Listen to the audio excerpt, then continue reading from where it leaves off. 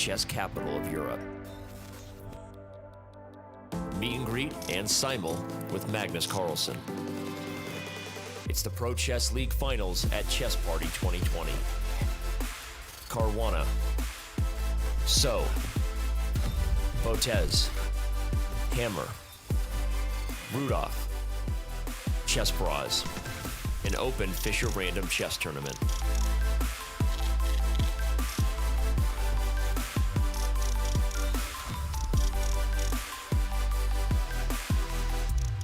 Will you be part of the world's biggest chess party?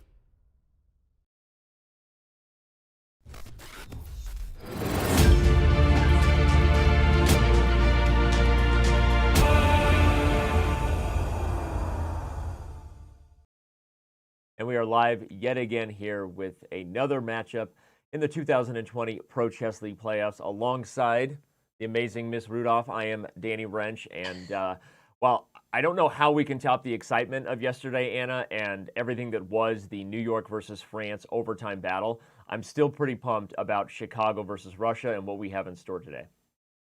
I am really pumped, Danny, and thank you for the nice introduction as usual. But as you mentioned, it's going to be really difficult to outdo what happened yesterday between the Marshalls and the Roosters.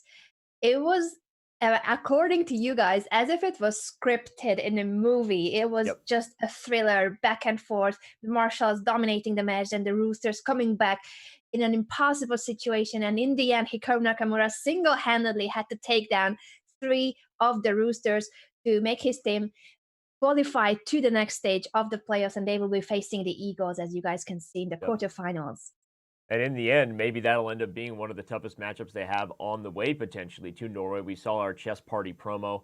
That is something everyone's looking forward to. The Pro Chess League finals will be held at the Oslofjord in Norway. But we still have one more empty spot sitting right there below the team from Canada. Will it be Chicago? Will it be Russia today? And on that note, as we're going to dive in and talk about everything that is Chicago versus Russia, it makes us already start to look ahead because we're almost there and start to wonder, of all the teams that have already made it to the next round, who do we think are the favorites at this point now that we have some clarity? And that's going to be our daily question for everyone today. Give you a chance to start looking ahead, not to say that Chicago and Russia won't be giving us more than we can handle, and we'll go over the pairings here in a second. But to ask all of you with the hashtag ProChess to let us know, at this point you have a little more clarity than you did at the start of the playoffs. Who do you see as the favorites to make it to Norway? At this point, if you win the next round, the quarterfinals is going to decide who will join us in Oslo at the end of May. And I can't wait to see what fans have to say about it on social media. But Anna, as we bring up the pairings here between Russia and Chicago, I mean, it's hard to look past those two names right at the top for me, Jan Nepomniachtchi and Ray Robson, two of the biggest stars on Chess.com and in the world, really. The Spicy Caterpillar from Chicago, as he's known, and then, of course, the man from Russia who will be competing in the candidates, one of the strongest human beings on the planet. But your thoughts as you look at these matchups here and what we have in store? I think it's going to be a very close match. That was my prediction for yesterday. I almost failed it as the Marshalls were dominating, but in the end, tables turned. But I think today, too, it could be a very close match in the sense that the Russia Wizards, they took second place behind the Eagles in the Eastern Division. And the Chicago Wind only finished 5th in the Western Division, but most of the teams were in line saying that the Western divisions seem to be somewhat stronger than the other 2 divisions. So finishing 5th as the best performing 5th team, the Chicago Wind, I think, has a good chance to try to upset the Russia Wizards. I consider the Wizards a bit of a favorite in this match, but only a tiny bit. I think the rating is very close. I think it's kind of similar to how we talked about the matchup coming up between California and China yesterday. You and I did not have the call on that. Our partners, Robert Hess and Alexander Botez, did. But I think that if we look at the names on each list, I look at Ray Robson. Ilya Nizhnik has maybe the most experience of anybody from either team playing in the Pro Chess League. He's been playing for Chicago and formerly before that the Webster Windmills every year since our inaugural season in 2017. Jorge Corey and then Shimonov on board 4, which is crazy to me to think that a guy who was at one time playing board 1 for Webster, a team previously in the league, for those who don't know, is now aboard 4. on rating, and that's so I look at some of the time scramble, some of the edges where the nerves and the experience in the online format might pay off, and so looking at Robson, Nizhnik, and Shimonov makes me kind of nervous. Jan Nepomniachtchi, certainly one of the best blitz and bullet players in the world. One of those few guys who gives people doubt when it comes to the Speed Chess Championship. Maybe one day he'll be a dark horse upset against a guy like Nakamura. That's the kind of talent you think of when you think of Nepomniachtchi. But I'm with you, actually. I actually think Chicago, I don't know. I feel like Chicago might actually be the surprise team to move on here today. But I won't be surprised either way, and won't be surprised if we have a really great time. I don't know about you, I'm still a little shaken from yesterday and what was Hikaru Nakamura versus France. It'll be the last time I mention it. It was such a great I think it will not show. be the last time we mention it. It's just incredible what happened yesterday. So please excuse us, guys, if we bring it up. We still can't believe what we witnessed yesterday. If you saw it live, amazing. If you did not watch the replay, that was one of the most epic moments of the Pro Chess League, entire Ever. Pro Chess League history. Yeah. And will it pay off? Will it be the sign of a magical season for New York? We'll find out. Or will they ultimately run up against a former Pro Chess League championship team in the Armenia Eagles next round? So much going on, so much storyline to talk about. It's super exciting to see what's going to happen as these teams. I gotta give a shout out. We've already got more than 3,000 of you with us.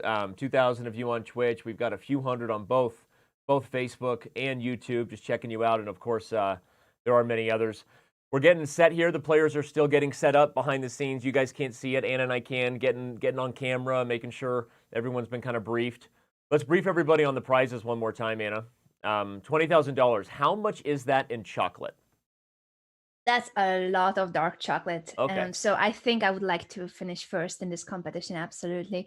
But speaking on a more serious note, there are so many strong teams that are aiming for those top places. I mean, obviously everyone is aiming for it, but there are teams that clearly are the feared teams, as some of the interviews have showed. Nobody really wants to face the archbishops. No one really wants to see the chess bras as their opponents. So some of those teams have been picked out by the other captains in their interviews, and that is also related to our question of the day. So remember that you guys can let us know about your thoughts on which teams will make it to the quarterfinals, semifinals, and to the Norway Chess Party. Well, let's remind everybody of where they can follow the league too, and what they can get their hands on if they're into that. It looks pretty good. A Canada Chess Bra shirt. Eric still owes me a Chess Bra hoodie, but then again, I think I owe you like a Pro Chess League mug, so I guess we're all even. But remember, you can follow the Pro Chess League on all the different platforms where you consume content on the web. We're sure that many of you do that. Remember, throughout the day, if you go to Chess.com, it's very easy to bring up all the games. Also, if you're watching at Chess.com TV, you can click a single button to follow the games and be brought directly to our live server where everything goes down. So head over to ProChessLeague.com, follow us on Twitter, do all those things. And as we already said, the daily question today asking you, as we look ahead, who do you see as a favorite at this point to win the whole thing? So let us know that. Use the hashtag ProChess, and we'll have a great time. So I think the games are set to begin here in just seconds, Anna. I already used my command. Follow hashtag PCL, so I'm ready. The games will pop up. I am ready. The players are ready. This match is about to kick off. And what's at stake is who will make it to the next stage of the Pro Chess League to face the Chess Bras in the quarterfinals. Yeah, and we'll talk a little bit about that, especially if we get into the daily question. Do you know how either of these teams might stack up with the Chess Bras? But to start right now, I think we know where we got to focus first. We have got Ray Robson taking on Mikhail Demidov. This is the Spicy Caterpillar versus the man known as Cooley for Ick. See him a lot playing in Title Tuesdays. Ilya Nizhnik is taking on Boris Sevchenko to start things off. We've got Jorge Kor taking on Pavel Pankratov. And then finally, the board 1 versus board 4 matchup that I feel like in previous years was board 1 on board 1 action. Alexander Shimonov versus Jan Nepomniachtchi is also a super exciting one. But we'll back up and focus on Demidov versus Robson. We've got those two guys on camera already. And what are your thoughts in terms of the opening so far? I think it's a solid start. Ray Robson's going for a traditional setup against this type of Queen's opening. Right. So it is a kind of a Slav modern defense. I think it usually is chosen by more positional players, and Ray Robson, in my eyes, has that kind of playing style. I wonder how efficient it is when you are in a sort of a must-win situation. So this is board one with the black pieces. Mm. Sometimes what we see is that board one players go for a somewhat more dubious opening, or at least a more dynamic choice. But it seems that Robson believes in a classical setup, and he doesn't mind that maybe he will have to win this game in 80 moves in an endgame. Yeah, and you're mentioning the classical setup, so I'm going to back up through the opening here on our big analysis board. You can see the live position as it stands there below the webcams, everyone. But starting with a Slav, we get this structure with e3, which is not the most aggressive or sharpest ways that white can play it. Things like knight to c3, you might get traditional kind of Botvinnik semi-Slavs captures on c4. So white's kind of avoiding that with this move. You're protecting the c4 pawn, making sure that you're not gonna run into any trouble with that Peshka over there. Bishop d3, e6. And after knight bd2, that's the unique move to me, Anna, because normally when you have this structure, the knight is just begging to go to the c3 square behind the c pawn, and where it normally exerts pressure. That's what people expect. But knight b to d2 has different ideas. We already see in the live board, white's going to play a ready development, so to speak. And one of the ideas of the knight here is you're going to over support e4, which the knight does from c3, but from d2 it also supports f3 and kind of gives white a little flexibility. So it's not really aggressive for white. And we, as you said, Ray's just taken a very solid approach here. We've caught up to the live position. But white wants e4 at some point, and maybe even castles long. If you play fantasy chess, right, you want to blow open the center, maybe punch d5 through, get this bishop going over here. This is kind of what white has some aggressive intentions, and also look out for knight to e5 now that the bishop has developed there. I don't know. Maybe I'm just waking up on that side of the caffeine today, but I always get excited about an attack for white here. I would love to see Castle Queenside, but I also think that Damidov, as board 4 player of the Wizards, he knows that in this game, what he has to do is hold board 1 of the opponent's team. So I think he will go for a more of a solid approach, Castle Kingside, and a balanced position that is very equal, but there will be play later on in the middle game. I'm predicting something more exciting to happen. I agree. And one of the reasons why I'm a little biased, why we'll see how this plays out, just to say it, I think to give some positional context, is because normally when you see these structures and white has such a stranglehold over the dark squares, black would really like to challenge it in two ways. One is to punch e5 yourself, and so you just directly challenge the grip. We see that in Tories or in London systems. It's always a positional idea. But the other idea in a lot of those positions is to play something like knight e4, right? You go after the light squares that have been given up by white, right? But here I'm looking at this, and neither one of those is possible. So while the position is still, of course, totally equal, we see the evaluation bar keeping us in check. Of course, this position still has much more to go. It's an unclear and complicated one ahead. But if I'm just, kind of foreshadowing what I see here, I prefer white setup. And I got to be honest, I think that's why Ray is thinking here, and exactly why he played bishop h5, because he realizes it's kind of a unique situation where the normal plans to stop what I described as a looming attack with e4, knight e4 or e5, neither one of those is possible. So he plays bishop h5 to try to come to g6 and eliminate this attacker so that he might fight for these squares. So again, this is just the human evaluation of where this game is headed, but I like the potential of white's position, whether he goes for knight e5 right now or not. And so anyway, just wanted to kind of set the tone for that. We'll see if the time advantage can pay off for Demidov. I agree with you. It's a pleasant position for Damidov. Yeah, It here he also goes. kind of hints at Robson maybe not playing it that accurately, the move order, because this position should be normally close to equal. And now Yep. I really like White's chances. It's a slightly better position, but very comfortable for White. Yep. Well, let's back up the train here. We see some comments in chat. International Master Eric Rosen. Shout out to that guy and everybody else hanging with us, no matter what platform you choose to be tuning in from. All the premium members at Chess TV, we love you over there. I want to go to Shimanov's game with Jan Nepomniachtchi, the other, flipping the script, the other board 4 versus board 1. What on earth? I know, because I was getting comments about the preparation from Shimanov. I was reading them, as well as the sharpness. Anytime we have a dragon, I'm going to get pumped.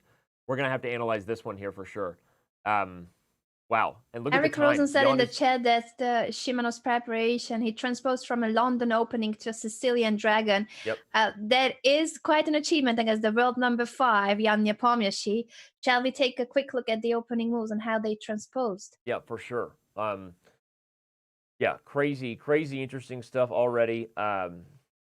The the game, what's crazy is it started out with like a London, right? This was not a dragon, Yeah. and it was c5 immediately from black.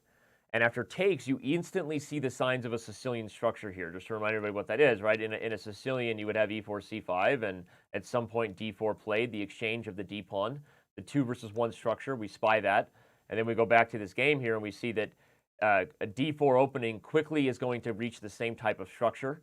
White already preparing a Yugoslav attacking structure, which is where you're going to advance the pawns on the king side quickly. And look at Jan, Anna. He just goes right in. He knows what's coming, but he's like, I don't care. I'm just going to play a dragon rather than other options, right? You can play d6, you can play e6, and avoid the sharpest Sicilian, but he goes right in for it. And I don't This know. seems I mean, to be a I'm like, very awkward dragon for him. The knight is on c5 and now on c6. I don't think that helps him much. I love that you pointed out. That's really the most unique aspect here. As someone who played the dragon, recovering dragon addict here, the first step is admitting you've had a problem. That's me. Usually the knight on c6, and Anne's pointing out, heads to a5 and e5. You have ideas of using c4. The knight here is awkwardly, it's kind of biting granite over here. Mm-hmm. It's not like And it's it's not eliminating going a anywhere bishop on the on this queen side diagonal like you either. see in some traditional Mhm. Yugoslav attacks, right, Anna? Like there's no bishop Yes. c4.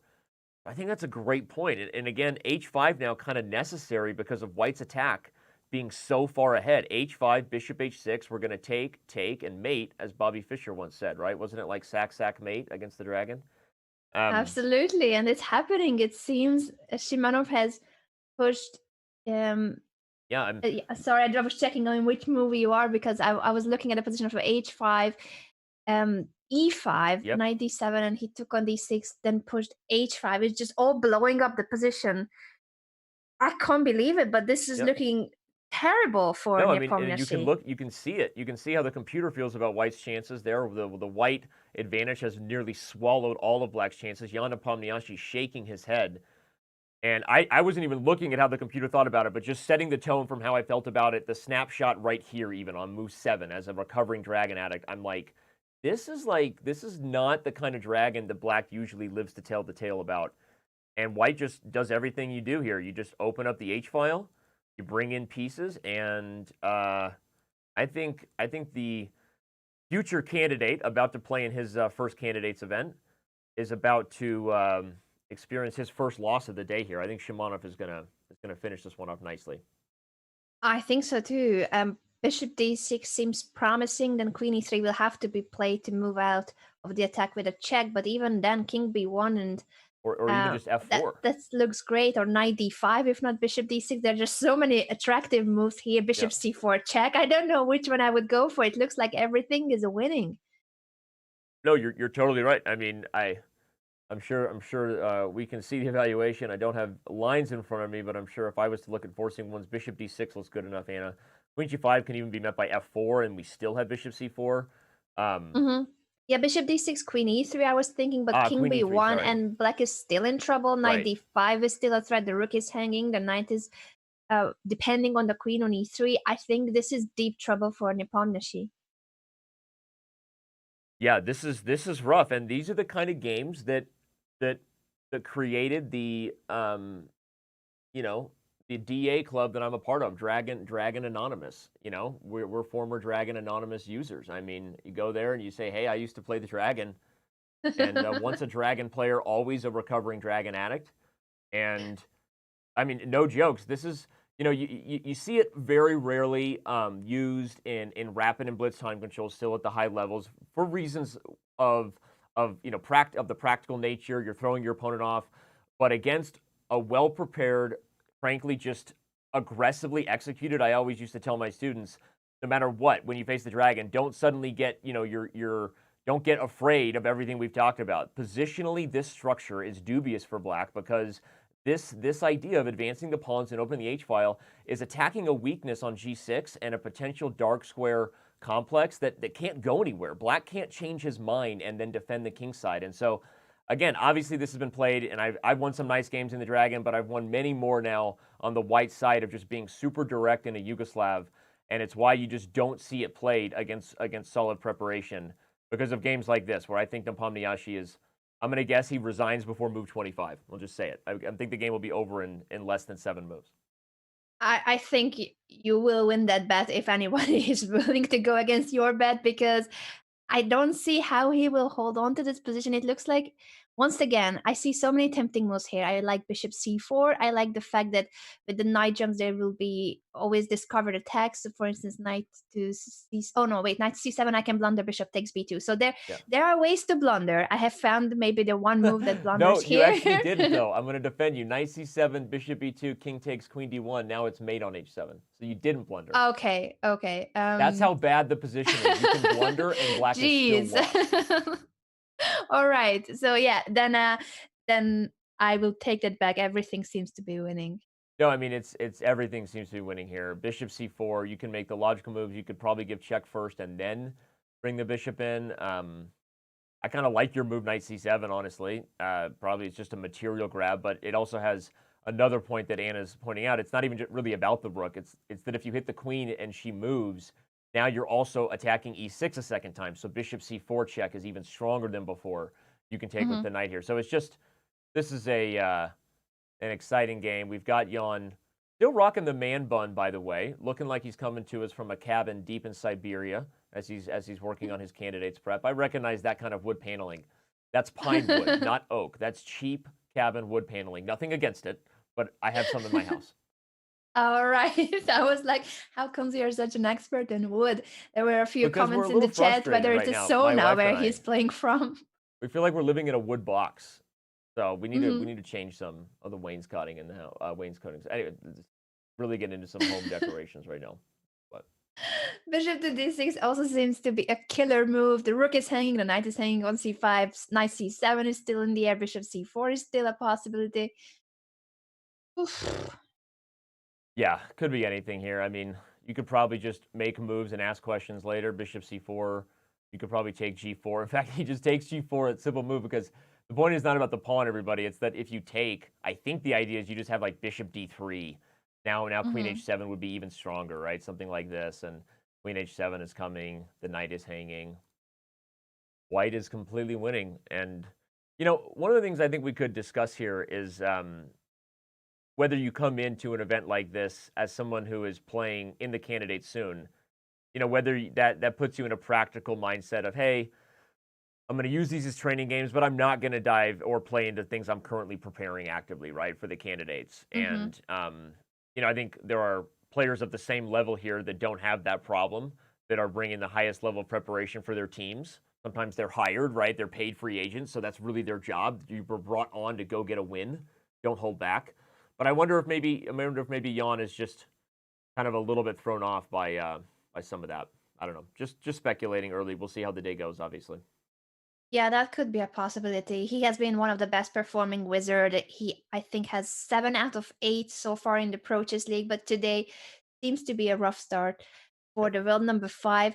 Now that the rook has been taken, white is material up and his attack continues. He can also go for the other rook with knight c7, Right. knight c7, queen f6. There has to be some calculation there, but still, this position is looking just It still looks very good horrible. for white, but honestly, as we see the, you know, we see the evaluation for black creep back, I think that white might have just settled on the fact like, hey, I know I've got enough of material to win here, but I don't think he put it away in the most accurate fashion. I mean, knight c7, you've been calling for it for a while.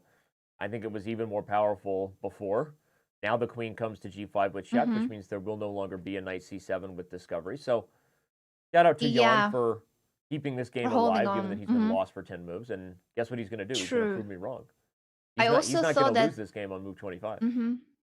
I really like the moment when you highlighted that taking on g4 by Shimano was good for the idea of bishop d3 and queen h7, but then he didn't follow up on that thought Yeah. process. So maybe that was a mistake that he took on f8, and with the knight on f8, now the h7 square was guarded.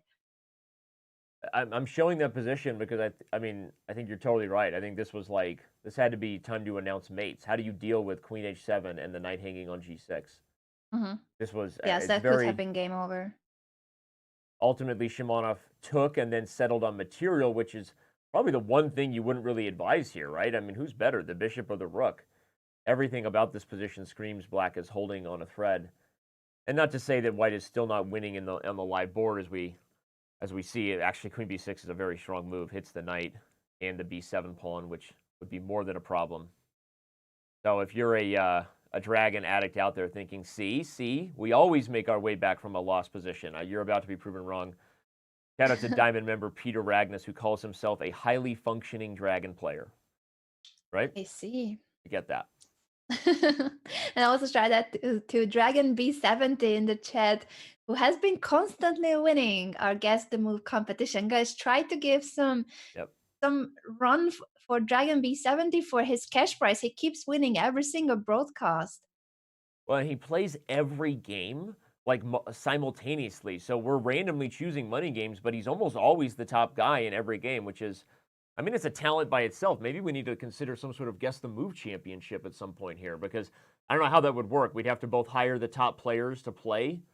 Like, you know, you get like Nakamura and MBL to play like 5 hours, and then everybody else is guessing. Like, they're not even, this is a genius idea. Is someone writing this down as I'm talking right now?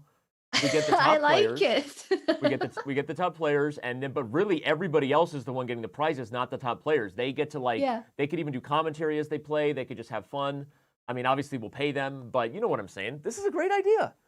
Yeah, Guess the Move Championship, world title. I like it. Dragon B70 will be one of the candidates, but you guys can once again win today as well. Cash prizes and memberships. So make sure to try to guess the move in as many games as possible. Oh my God. Guess who? Oh my God. It's like the Masked Singer. So the players wear masks. You don't know who they are. You don't know if you're guessing. That's a genius point, because it could be a 1200. It could be Wayne Brady, right? It could be Gronkowski. We know that Gronk can sing. It could be Randy Savage. No, anyway, this is good. Anyway, I know that we're about to probably get a message privately. Hey, guys, get back on track. But I don't know. I am feeling the Guess the Move championship where the players are masked. And you, because then, Anna, like if you're trying to win Guess the Move, remember the point is you have to guess the player's move, right? And if it's a 1200 wearing a mask, if it's a 1200, like you don't know. If it's me wearing a mask, try to stay with the amount of blunders I'm gonna play. You try. I actually really I like the idea. I think this is a genius idea. Yeah. And I'm hoping there will be a Guess the Move World Championship with masked players, so you need to guess who are the players themselves. At the same time, I think Shimanov is about to give mate to this I don't want to go anywhere because it's not every day we see. I guess what we've said, you know, the #1 player in Russia. Is he higher rated than Alexander Grishuk right now? Right now, yes, he's world number 5. Yeah, he's world number 4. He's the #1 player in Russia. Obviously, the #1 player for the Pro Chess League Russian Wizards. Obviously, #1 in your man bun heart. Everyone loves a man bun. Absolutely. The samurai man bun, which we'll get a peek of it in a second. Don't worry, everybody. He's #1 in a lot of ways, but he's not going to be #1 in this game. And he just hung the rook on F2, and that's going to be. Oh no, he didn't. He's got a mate on B2, so he has to trade queens though. That's a fun little trick there. Do not take the rook. You get mated.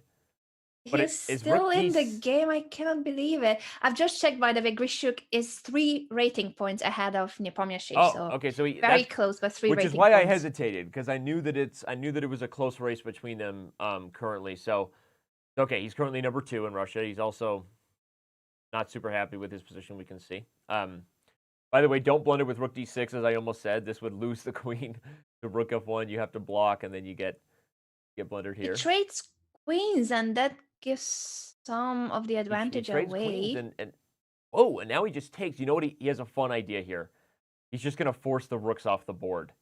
Oh. He's going to play rook. Yeah, that's his idea, I think. He's just going to trade. And again, this is definitely the human conversion for those, you know, watching both the live and the main board. It makes sense that the evaluation would swing a little bit in Black's favor because you've certainly given back, you know, you just gave back a bishop on G2, all this stuff. But from a practical perspective, especially given the time, you look at the 30 seconds, he doesn't want to figure out the accurate, complicated way to corral this pawn.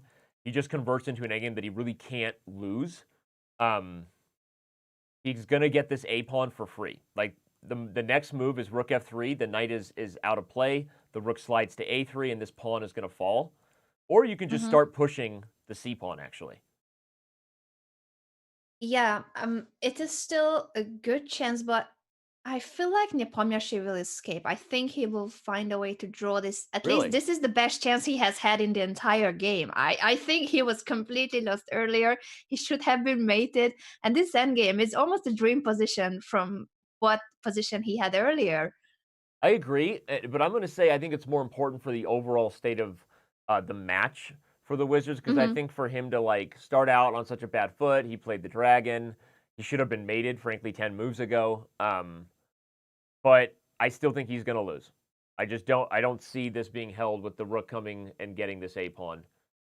I mean, now rook to Okay, d5. Yeah, he so plays it. your money is on Shimonov. I'm gonna say Nepomniachtchi will hold this. I don't know how, but I think he will. Yeah, I mean, I think you're. I think you're rooting with your heart, but he doesn't have to cut his man bun even if he loses this game. No, it's he's All right. there's just no way. I just okay, short of a blunder, I'm just not. I'm not gonna. I love Jan, but this is not a game he's gonna hold. I think because again, from a practical perspective, I know the advantage went back for Black there for a while, but look at Shimonov's time from where he was 10 moves ago. Like if we back up, Mm, I can even show it right on move 41. yeah. He was at 30 seconds and he stayed at 30 seconds the whole way. And I think that True. again, that's an example, a piece of advice that I gave my producer one time, which is sometimes it's about just seeing the clear win, whether you know it's the most precise win or not is irrelevant. Because I think he Mhm. just made his life so much easier by going to this endgame. That is true. By the way, those of you asking about the other games, we're gonna stick to this one because this has been the most exciting. But there are two games finished Yep. already. Both are drawn. Ray Robson drew his game against Demidov, and Nizhnik has also drawn his game against Boris Savchenko.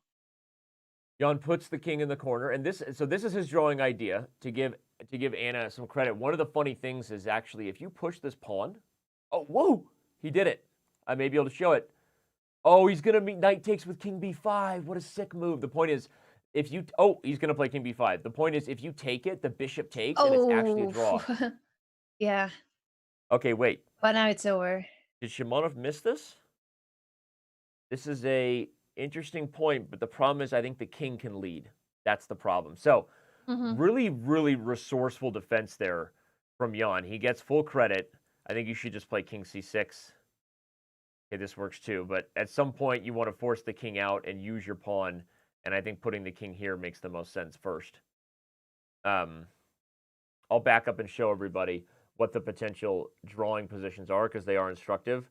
But this is not going to be one because now the threat of c6 and there's no bishop h2 check. The game is over. c6 is coming with king d7 and eventually the c pawn runs. But I will show the potential drawing idea that Jan had in mind because it is instructive. It was really instructive, but it didn't work. And you were right, Danny, that Shimonov converted very confidently, and his time situation is Yep. still the same as 20 moves ago, basically. Congratulations to board 4 of the Chicago win. That is a huge upset and a great start for It the was team of funny. We talked about Chicago. it, right? Shimonov is a former board 1, right? And I know his Yep. rating has dropped. He's now 20. What is that? 2587. Hmm. These are live ratings. He's been closer to 2700 before. I'm pretty sure. So this guy is a really dangerous and underrated board 4 for them. Anyway, the point here, everybody, is if you're in an endgame like this and you have a bishop versus a rook, there's always the potential to draw in the opposite color corner of the bishop with stalemate tricks. And if you push this pawn, the idea is that now there's no win because the bishop just dances between the g1 and a7 diagonal and the h2 and b8 diagonal. So eventually white tries to come around and the bishop can blockade the king entry. Currently the bishop is blockading the king entry here, and checks do nothing. The king is going to sit and stay in the dark squares. So it's not as easy as that, but the point is Jan had an idea in mind, a creative one, to try to put himself in a position to get a draw and create a blunder. But Shimonov accurately kept the king in front of the pawn, not allowing the light square blockade, and then ultimately finds a way to advance that pawn when it can't be blockaded. So instructive stuff. There is Very one game. instructive. Another instructive endgame was Jorge Corres, and actually still underway, but it's already a piece up for the Peruvian Grandmaster playing for the Chicago win. So this could be a 3-1 start for the team of Chicago. Jorge, I think, is about to convert this bishop endgame with an extra piece already. He's up a bishop. against Pavel Pankratov. Another good sign here for Chicago, because if this victory happens, you're looking at a 3-1 lead. Nice little trick there. Bishop h4, trying to advance the d pawn. LOL. c4, but now he can just take both pawns, leave for pawn 2. The pawns go falling. And Jorge Corey is about to put Chicago on his back, right? And send a mighty win, LOL, to Russia.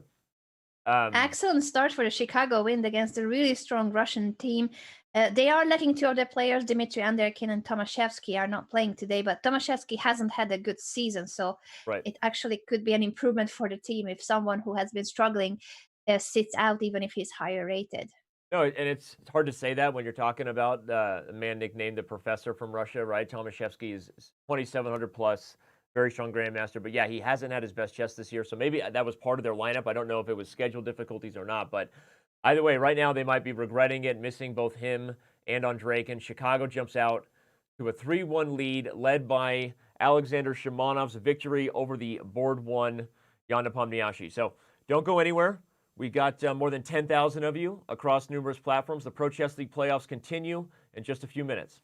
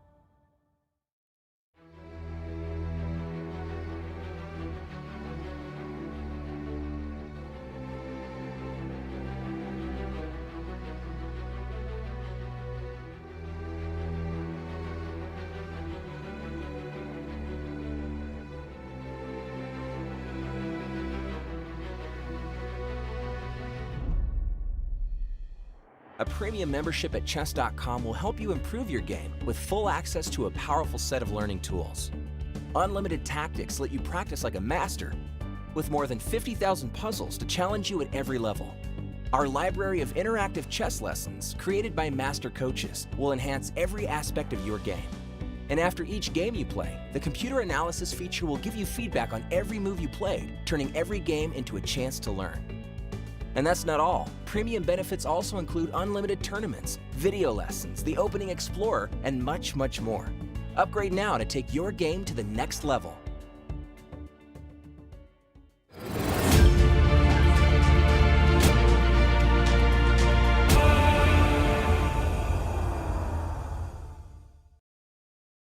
Welcome back, everyone, to the broadcast of the Pro Chess League. Our daily question is about the playoffs as we are witnessing the match between the Chicago Wind and the Russia Wizards.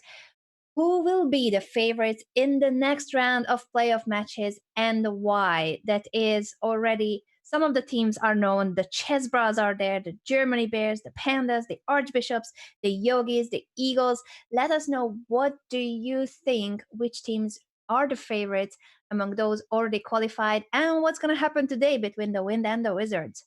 I think sometimes the easy answer people think is St. Louis. Obviously, they have a great team, but this year so many things have changed with the removal of the rating limits. I think for the last several weeks, everybody in the lineup, but we had a couple weeks where everybody in everyone's lineup was in the top 150 players in the world, and there's just so many strong grandmasters. We just saw Shimonov, board 4 of Chicago, weird to say, upset Jan Nepomniachtchi, which it happens when grandmasters play. So I'm curious what people think, and the reason we say and why is because give us a good reason. Use the hashtag ProChess and win a diamond membership. So give us a creative answer. Get your Twitter account and your tweet shown on the show, and let us know of that bracket. Who do you think is headed to Oslofjord?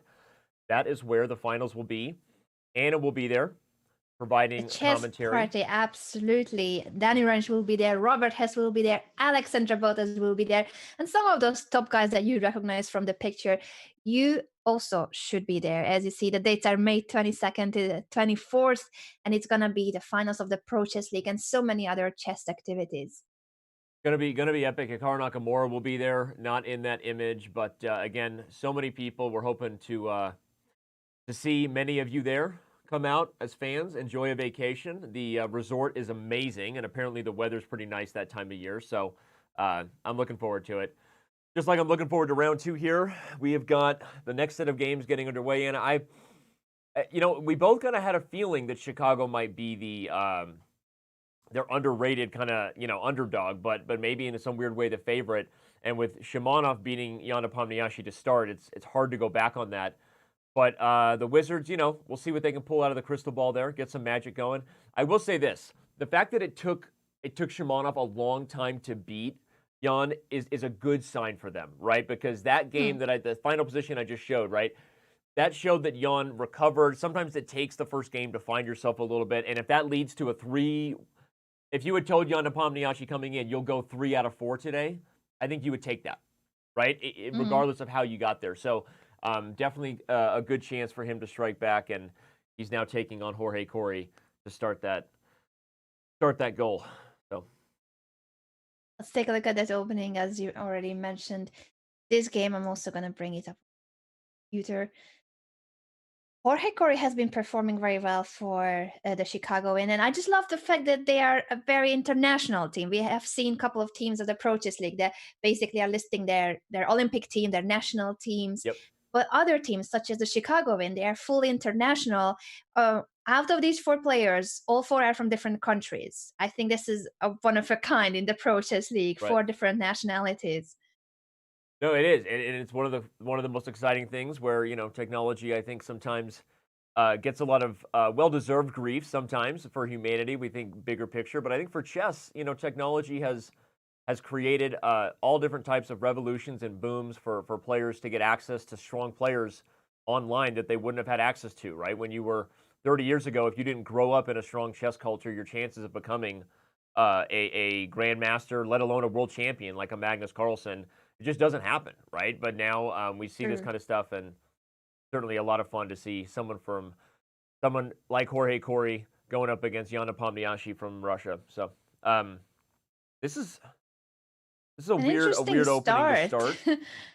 Queen a4, queen a3, queen maneuver. Shall we go through the opening moves real quick to see how they ended up here? Yeah, let's do it. We've got an English that quickly opens up when white plays d4, and we've got sort of a reverse Sicilian kind of pawn structure here. After bishop g7, knight takes c6. This is just not a structure, not an opening you see every day. One thing I do want to highlight is that white chose to delay e4. I think sometimes you look at these openings, Anna, and you're thinking, get a Maroczy bind kind of structure, right? After rook b8, castles. Now it's time to play e4. You get two good pawns in the center. You control d5. But there's a lot of drawbacks in this position. One, d4 is so weak after a move like c5, knight c6, and knight d4. And you maybe don't actually improve your pressure on the center by blocking your bishop on g2. And I'm always interested to see just weird approaches taken from standard things that people know. Control the center, put piece in the center. And here, white is actually immediately trying to target black's weak pawns. And keeping this bishop open is going to really make it difficult in some positions for maybe for black to develop without making that bishop a little bit stronger. So anyway, interesting. The position obviously very close to equal, and black doing fine, but I'm wondering about where this one goes now. I look at the rook and bishop on the b2 square. That's an advantage for black. What are you thinking here? I think so too, and I think that if black can carry out the development of the last card bishop, I was wondering whether bishop e6 or to trade it with bishop b7. I was slightly favoring bishop b7 because I think that this g2 bishop is a powerful piece for white, so I would have loved to trade it. I think you're right. Obviously, the worry must have been the a pawn, but if takes, we get to shake and bake on b2, and I think black would have been totally fine there. So I'm with you. I think the bishop b7 might have been the best approach. Instead, he avoided it. And now in the live he developed position, the bishop to e6, and queen c8, rook e8 happened since. Feels like maybe black has helped white out by not getting rid of that bishop, and the storyline we were highlighting already in the beginning of the game. Jan going out of his way to not push the e-pawn is by design to keep pressure here open. So I really would have been with you, although this is again a unique kind of structure. You don't see this every day. You'd like to play e3, but there's risk here of your bishop being a little vulnerable. Jan goes for it. Right now there's no g5, but I'm nervous, and it's not even my bishop. I would be nervous too. I don't know what's going to happen if black suddenly starts preparing for it. I wish now that the queen would go back to d8, or even, I know f6 is really ugly, but it was an immediate question. What happens if I threaten g5? That's a funny question. It's a move that I would almost never play, just to be totally honest. I would not want to. You weaken the light that's so ugly. king. It's so ugly. But at the same time, it was an immediate threat. We will not know. Knight e7 has been played instead. Now knight e4. I mean, is Jan gonna bluff at some threats here of sacrifices? You can consider taking h6 and giving up two pieces for the rook. I don't think it's good. But taking d6, forking the queen and rook, and then maybe a6 falls at the end of the line. That's actually something I'm sure that Corey's going to have to consider here. You got to give Jan credit that even though black has maybe a comfortable position out of the opening here, kind of a slight advantage, he's down 3 minutes on the clock, right? And in rapid chess, that's going to be something that we talk about for sure as the time pressure ensues. Let's take a step back. Has been one of the fastest players in the Pro Chess League, and I think that's also basically the story with him in classical chess as well, or over the board tournaments. But sometimes he's too fast. He may not be deepening enough into the positions. He may not spend enough time on a certain plan, and therefore he may not play the most accurate moves. Bishop d7 and queen a5. We've been kind of critical of Jan at times, and I would argue rightfully so. Covering the World Fischer Random Chess Championship in Norway in November with Yasser, we were there, and we were at times just sometimes you take it, you trust him not just because of that awesome looking man bun, but because he's really good. He's 2780 plus. But in hindsight, you say, well, a little bit of time taken in that critical moment might have changed the fortune of that game. But sometimes with players who, even though he's one of the best in the world. He is still young, right? He's still kind of figuring out, I think, some things about what's going to make him a world elite for many years to come. And who knows, maybe challenge for the world championship title. He'll be playing in the candidates. But while we have about and he's coming from one of the strongest chess generations, born in the same year as Magnus Carlsen, as Maxim Vachier-Lagrave, Sergei Karyakin. All of those guys are just insanely strong, and it's difficult to rise above, even in the youth categories, to rise above the rest of the field when you're competing with those names. 100%. Speaking of rising above it, though, while we have 11,000 of you tuning in, I want to remind you, you can head over to Chess.com for a chance to win cash prizes. If this is your first time tuning into the Pro Chess League, you are a part of the action. Go to Chess.com. One of our helpful moderators, if you're watching on Twitch or YouTube, can give you a link, but it's pretty easy. You go to Chess.com/live, find the games, and you can play Guess the Move, which is making a move on the board before the players do. And if you're one of the most active guessers, you might win a $50 cash prize along with premium membership. So head over there, play Guess the Move. We see so many of the regulars already doing that. Dragon B70 might be winning more cash. Somebody put a stop to the Dragon B70 madness, taking home $50 every show. Nothing against him, but love to see more people get involved. So go ahead and do that. All right, let's back up. And obviously, a big game, maybe the biggest name of the day, Jan Nepomniachtchi, going to get a lot of our attention. But I want to go back to Shimanov's games again. I feel like he's once again in one of the most. I think I lost you for a second, Danny. Would just repeat what you said. I wanted to go to Shimanov's game again.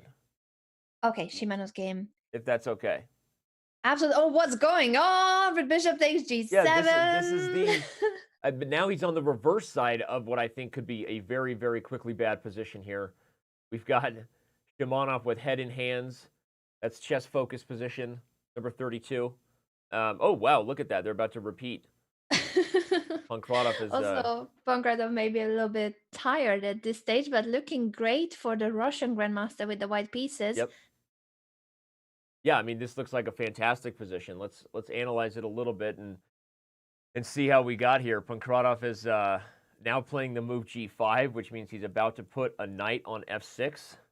That wins material immediately since the knight is hanging and knight F6 is a fork. Yeah, this is like Black is about to lose. So Shimanov, after getting a huge win last round, if you're just joining us, he upset Jan Nepomniachtchi, board 1 of the Russian Wizards.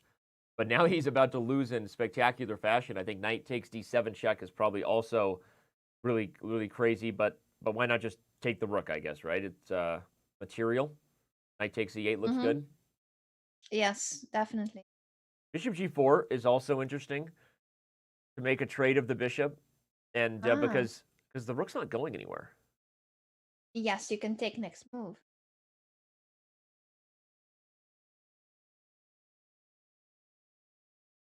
This is looking wonder really what bad happened for here. Shimanov. Bishop As we G4 see the live indeed. position, we'll keep an eye on it. By the way, he finds Bishop G4. Very, very nice move because Black is so stuck. But where did the wheels come off here? We had a King's Indian, looks like pretty mainline stuff. Okay, D5 played with H3. This is a very aggressive line for White, trying to get F4 early and often. Okay, E6 is a nice move to kind of make F4 scary. You don't want to overextend if the position opens up. So instead, we get a trade.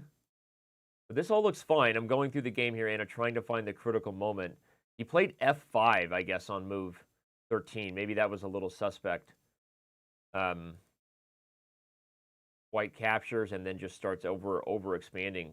G4, knight E4. This is already looking very, very scary with F6 on the radar for White. So I don't know. I guess if I had to guess, it seems to me that the takeaway was getting a little aggressive with F5. Maybe C6 sometimes in this structure is another way for Black to get counterplay. F5 very double-edged when you open your king and weaken squares like this, and that's kind of what looks like is happening here. As Pankratov is getting surgical up in this, he's about to end this game, I think. Shimanov has played King E8 and then took on E7 with his king. Now it walked back to F8. The exchange up for White and the attack continues. This looks like a position where there isn't much hope for Black, not even for an oversight by White. It would take a really terrible move to spoil this position. Yeah, how do we put it away? You want to play Puzzle Rush? Let's do it. How do we put it away? I'm just Gonna have fun trying to win this game as white. We've got If queen e3. we'll play our own guess the move while everyone else is trying to guess white's move here. And look at the time advantage too. Pankratov, look at how he played this. I mean, he's up 4 minutes on the clock and completely winning on the board. Talk about a tale of two games. Shimonov just beats Nepomniachtchi, but you know, something about that game, man, it was interesting because Shimonov was winning, like, to the point of, like, announcing mates in the opening and didn't put it away, and that was maybe a bad sign, right? So, Yes. ultimately, maybe he's not, you know, totally on form right now. What happens if we just play queen e3? I like queen e3. I think that's very logical to bring the queen to the e5, threatening queen e7, or also sometimes queen takes a7 if we want to go greedy. Rook c1 is interesting too. Yeah. To threaten rook c7, and after c6, happen if e6 or c5. Yeah, white has the material and the compensation, as they say here. This okay. c5 played. Kind of makes sense because on en passant you can at least take with the bishop, and you've got these outside chances against the king over here. But queen to c3, very nice. This is just human technique, right? You're just getting the last chance your opponent has off the board. With the queens coming off, there's no way black is ever going to do anything nasty, and a rook is just a much better piece than the knight in this endgame. How do you do it? I guess you just activate your king and easy money, as they say. Although, okay. Knight d6. I mean, there's a fork. Yes, he better step away from it by moving. Well, he can keep advancing the king or just come back with the rook. Rook d3 makes sense as well. I liked your instincts first, though. I actually think just king up and you give this check, let them take the pawn because you get something like king e5 at the end. Although maybe king e7, and he was like, well, it's actually not as good as it looks to sack the pawn because my king can't make any further inroads. So, okay, that makes sense. Now he's holding, but I guess black gets a little bit of credit here for not losing. Maybe he'll pull a Jan Nepomniachtchi and make it really hard for Pankratov to win. Shall we take a look at how Jan Nepomniachtchi is doing in the meantime after losing in the first round? Yeah, let's do that. We'll back this thing up. What happened here? Wow. A bit of a turnaround. White actually looks to be doing better than before anyway. Definitely better than before. The f5 move is played for black, trying to open up counterplay, but the reason we say that is that the long-term features of this position really favor white. c7 and a6 are very weak, keeping the queen tied down to c8. Queen e1? Okay.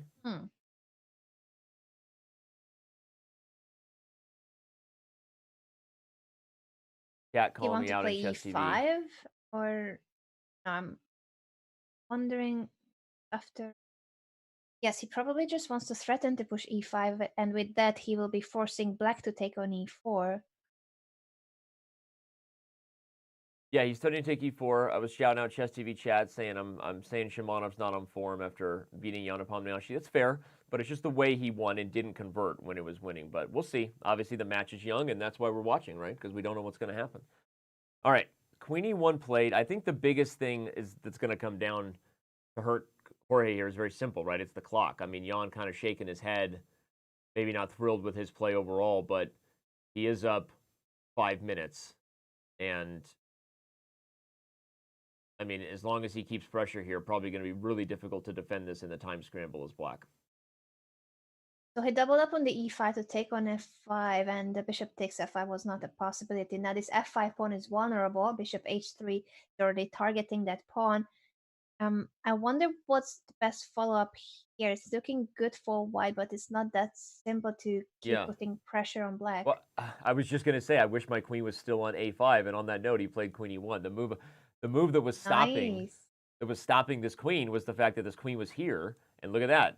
Jorge says no thank you, and so Rion quickly tries to make inroad. This is really instructive, right? You see that there's only a few open lines on the board here, everybody, so white is just doing everything he can to try to trick his way in.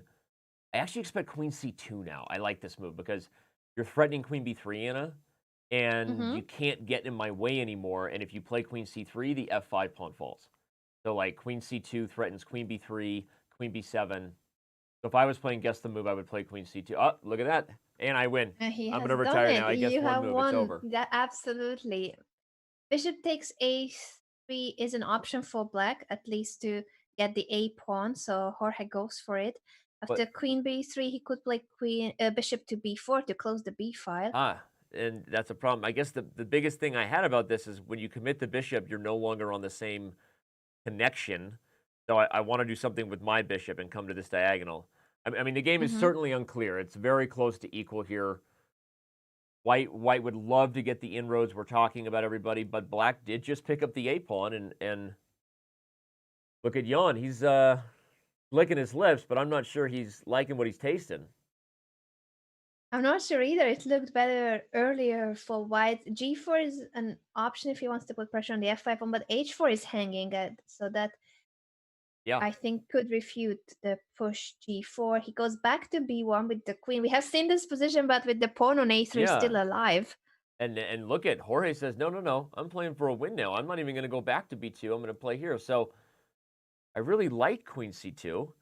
But again, that's why I don't play guess the move. I guess I was just wrong. I mean, now what's happening? I mean, black has won the a pawn. The queen is in a pretty good spot to hold the advance forward, right, or to support it. I still think there's some potential danger here on a practical level of what he's done, because if I was going to say, if you can get the diagonal, the queen moves, all of a sudden this king comes into question. So very nice move by Jorge. He's going to meet bishop e2 with queen e1 and trade queens. So Jan says, no, thank you. I'll hide the king from that idea. At the same time, black has managed to activate his pieces. So he has taken the a pawn. He has managed to activate his bishop and the queen. He's now defending the f5 pawn with his king. It's quite some progress for Corey, while for Nepomniachtchi, he has been going backwards with his pieces. Not a nice picture. Yeah, and king g6 kind of frees up the queen, right? Normally the king isn't such an important defender, but here that's critical because the queen could move nowhere without f5 falling. So king g6 prepares that, but still only 20 seconds. I mean, this is one of those critical moments where we find out whether Jan's time advantage is going to pay dividends or if he wishes he should have used some of it earlier, right, in the critical moments. Because if the time scramble ensues, ultimately he'll look like a genius for playing as fast as he did. But he's got to keep some pressure here and find some accurate moves. Queen hits f2. Very logical. The c4 pawn is hanging as well. This is looking really dangerous. What can he do about those hanging pawns? I'm thinking king g2. Although, oh wow, bishop e3, he backs up. Interesting. And like that 18 seconds left for Jorge. Yeah, that also cuts off the queen. That's, yeah, 10 seconds. The threat now is queen a1 too, everybody, kind of backdooring the king. This is, wow. Okay, another pawn, but that's super risky. h5 check. h5. h6 falls. Takes it. Takes on d5 as well. We're going to have a wild time scramble here, everybody. This is going to get nuts. And you can see how complicated and difficult this position is, because with all of these moves being played, the computer still sees it as very close to equal. Like, this is just a difficult position. Oh, queen d4 was bad. He blundered queen g6. Here comes bishop g5, and it's over. King over, bishop f6, and it's mate. Queen g7, queen e7. Oh, my God. Bishop f2, queen f2 doesn't matter. Whoa. Right as I was saying, the position was complicated, close to equal. Corey blunders in the time scramble. And Jan takes a breath of fresh air. Woo! I mean, that was a crazy game. What an end game. It seemed very solid at the start, but then black won a pawn and managed to activate his pieces to an extent where he was playing for a win, but maybe he was playing for a win a bit too aggressively and short on time against Nepomniachtchi.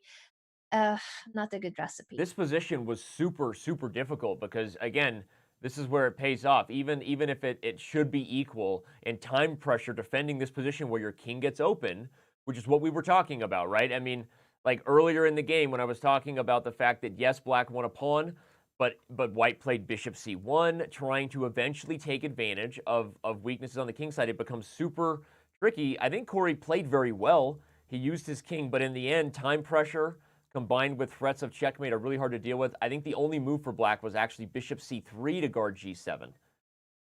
And the difference is, if bishop c3 to guard g7, now on queen g6 check, king e7, bishop g5, you have king f8, and there's no bishop f6 because it's just a trade. So bishop c3 was the move. Instead, he plays queen to d4 to guard the threat of queen g7, and then ultimately loses to this trap of checkmate. Incredible, but Incredible kudos stuff. to Nepomniachtchi for the fighting spirit. He kept his chances alive in a position where it seemed that he was on the defensive. He kept the position complex, and thanks to his time advantage, putting pressure on his opponent psychologically, he has managed to turn the tables. Another game that has just finished, but I Yep. would like to look at the final position, if that's okay with you, Danny, is Ray Robson's game. Yep. It ended in a draw against Savchenko, but the analysis, the live analysis, if you look at the bar, it Yep. shows that white should be winning where he repeated moves. Wow. Interesting stuff. I wonder what he was missing here. He's a piece down, but he has 4 pawns for the knight. Yeah, I mean, he ended up settling on the draw. He just repeated moves here with the king. But, you know, part of that might have just been time scramble based, right? Anybody who's following the game, you know, and can see that the computer believes white is winning here, and is. I think if you just play a6, I don't know. Maybe. Or as Grandmaster Dania Naroditsky suggests in the chat that to Dania, f4 could be really strong because that threatens rook g5 mate, and the knight is depending on the e4 rook. Wow, But wait, yeah, so, with 7 seconds on the clock. Actually, f4 check is just winning. If the rook Oh, we takes... check. I didn't know in which position he meant. I thought that maybe a move later, but f4 should be the key. Yes. Yeah, f4, or maybe what Danya was saying is you could have played it here with the rook on g7. He's right there too, because it threatens rook g5 mate. If you take it, the knight hangs. As a puzzle rush expert, Ray is supposed to find moves like that, right? Those are the moves he's supposed to find. And okay, he only had 7 seconds in this position, and even in the final position where they agreed to a draw, I think he was down to 3 at some point. So, I mean, we can see that if we go through the moves, the notation keeps the timestamp, which is a pretty cool feature. So we can see that, look at this. He literally made the move rook h7 with no time on the clock. So I think it's understandable in hindsight that Ray was just nervous, and in a team game and a maybe solo adventure, Ray Robson takes the risk here to win. But in a team event, perhaps he was just nervous and didn't want to lose. So ultimately, they'll look at the score. 4-4. Hey, this is a comeback, a great comeback by the Wizards, starting 3-1 for the Chicago win. And again, I know I took some heat for saying it, but in the end, Jan Nepomniachtchi's almost held a game he should have been mated, and that was kind of a little bit of a wait a second, like, right? Maybe he's finding himself, and Shimonov didn't convert very well at all. Look what happened this round. Jan Nepomniachtchi wins, Shimonov loses, and we have completely flipped the script on this match. We're tied up. We're going to take a very, very quick break. Don't go anywhere. The back half between Chicago and Russia continues in our final matchup of the Pro Chess League playoffs that's going to decide our quarterfinal bracket. Don't go anywhere. We'll be right back.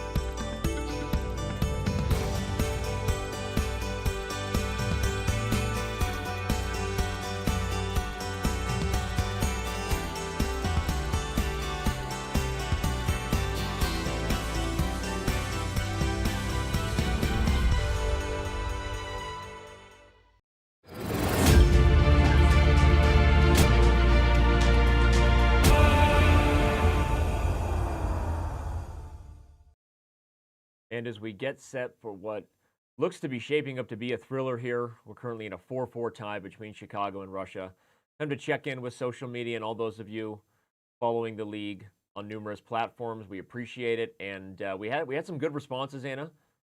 Starting with Dan Oakes, writer, says Final Four is Germany, Canada, Armenia, and I'll call my hot take upset Yogis over St. Louis. Your thoughts? Well, that would be an upset. So we're gonna need to see if Dan is right on this one. St. Louis is one of the heavy favorites, but definitely the Yogis will be trying to do their I best. don't know that that's that crazy. I mean, again, I know everyone looks at St. Louis and there's a little bit of hangover effect, I think, that they have all the super GMs. But hey, every team now is full of super GMs. So it'd be interesting to see. Our next answer came from @Niddle Diori. Says Chess Bra because Ali Reza will be back. Certainly, the Chess Bras are going to be a trendy pick to get to Norway, and Faruja playing for them is a big win. And Anthony says Go about ahead. today's match that the Wizards, the individual players' rating performances outshine the Chicago ones. So he is claiming that the Wizards will be qualifying to the next stage of the playoffs to face the Chess Bras in the quarterfinals. Okay. And, Chicago, again, coming from the Western Division, Anna, you said this, right? Because it's such a tough division, they got in as kind of the wild card, so to speak. They didn't get a bye, but they were still one of the better teams. And no surprise we have a deadlock here. Anna, you pointed out something right as we went to a break. Every score is even below. 1 point for everybody. It's insane. I've never seen anything like this. Every player on 50%, some of them with 2 draws, others have won a game and lost a game. Yep. I was just going to point that out, right? Ilya Nizhnik drew his game. We haven't even covered this young man yet, who is one of the stars of the Pro Chess League, very consistent performer. As we saw, Ray Robson did draw his game. But the flip-flop, the only 2 players, I guess, involved in decisive... No, I guess... Never mind, more were. But Shimanov and Nepomniachtchi were involved in decisive battles, and that flip-flopped from round 1 to round 2. So the next games are getting underway here in just seconds, we believe. The players are ready, and the games will begin. But your thoughts on where we're headed now, right? We're already in that board 1 on board 2 action. Jan Nepomniachtchi versus Ilya Nizhnik, right? Ray Robson versus Pankratov. Exciting stuff here.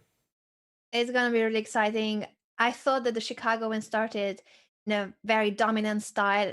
Shimanov taking down board 1 of the Wizards, world number 5, Jan Nepomniachtchi. That was a huge upset, but then Shimanov lost in his second game, and Nepomniachtchi, in a somewhat suspicious game, has managed to get that first point in his today's play. So anything can happen. It's 4-4, as everyone can see, 50% on every single player. Yeah, 50%, and both sides obviously still struggling. A true tug of war going on here. We've got Ray Robson here playing the black pieces against Pavel Pankratov, the spicy caterpillar as he's known. Gives us that real zoomed-in look. We get to see the reflection of the chessboard on his glasses from time to time. He's our Puzzle Rush champion, but he missed to see a Puzzle Rush finish in his earlier game in round 2, which could have given the lead to the Chicago winner, or he could have kept there. Yeah, if you missed that at the break, Ray Robson settles on a draw in the last game in a position that was, I looked at it in more detail at the break, +7 according to the computer. So that was not just a win, but a completely winning position. Again, that's what happens, I think, when you're under time pressure for so long. The nerves eventually get to you.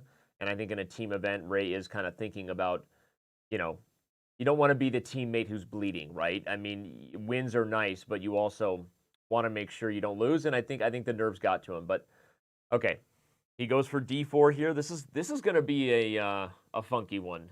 This is going to be a weird position on the board here between these 2. Yeah, so it's already the start that after C4, C6, E4, they transpose to a Caro-Kann, which could have led to a pan of attack if white takes on D5, but instead he pushed E5, and after D4 to prevent the white from advancing D4, now F4. Yeah, this is just not a position you see every day. As Anna said, this is, normally the pan up Botvinnik, I guess, would be the most common road here, which is E takes D5. Followed by D4. This is an opening I play as white against the Caro-Kann. It typically reaches pretty standard and well-known isolated queen-pawn structures eventually when the pawns are traded. and white is strapped with the d4 pawn. But white avoids that, and then black says, I'm not going to let you get a big center. I'm going to disconnect, add a little bit of dysfunction. And white says f4, bishop f5. This is just going to be a really interesting one. I mean, white's going to be in a position where you start immediately looking for g4, right? And just ultra aggressive play over here on the king side. But I think black might already be considering h5 in some positions. e6, by the way, you can't play g4 just yet. So he goes knight f3, a logical developing move, Yeah. and then probably he will follow up with bishop to castle kingside, but already a very original position on move 6. Shall we also take a quick look at the opening on the other top board clash, that is Jan Nepomniachtchi with the white pieces against Ilya Nizhnik? Yeah, let's do Nizhnik we that. haven't talked about yet today, or at least we didn't have a chance to look at his games. He has been one of the best performing players for the Chicago Wind. We have an isolated queen pawn here, the structure I was just saying we might get on the other side of things, the Panov Bodvinik, Caro-Kann. But here white has established a good control over the center, and this is usually the kind of isolated queen pawn you regret, because when you have this weakness, you hope for really aggressive play. Often you actually hope for this bishop to be on a diagonal like this, to be honest, where you can maybe go for checkmate attacks. I'm immediately liking Nepomniachtchi's position here, unless there's something very specific that black has to simplify and maybe hold. Whoa! He sacked his queen. So if the queen is taken, the e-file opens up. Therefore, knight takes c3. Discovered attack will take after And the then he's rook gonna win now the a rook. minor piece as well. And then knight e2 check, fork will get even more material. Let's bring up the analysis board here and show the variations between Jan Nepomniachtchi and Ilya Nizhnik. He does take indeed, and here it comes. Knight takes c3 is played. You're hitting the queen, threatening to fork on e2, and you know it's a good queen sack. The computer says kind of checks out. It looks at least equal for black. And I did not see this coming as I was highlighting the positional advantages for Nepomniachtchi that I liked. What a well-timed queen sacrifice. You have to move her, and then the knight comes to e2. You will take c1, and you could win even more if white isn't careful. Nepomniachtchi might be in a little bit of trouble here with the queen trying to defend against the two rooks. This is an impressive tactical idea, sacrificing the queen on d4 for this discovered attack. The queen has to move, and the knight e2 check will pick up the second rook.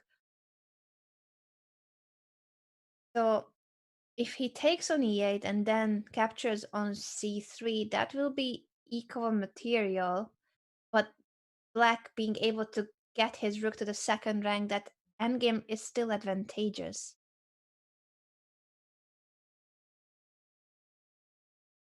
Okay. How do you defend this now? I mean, this is a position where the rooks can really flex on the queen, right? Because we won't make the blunder. We'll make a move like queen d2. You know, we give back, the rook takes, but the rooks are so instantly coordinated and strong in this position.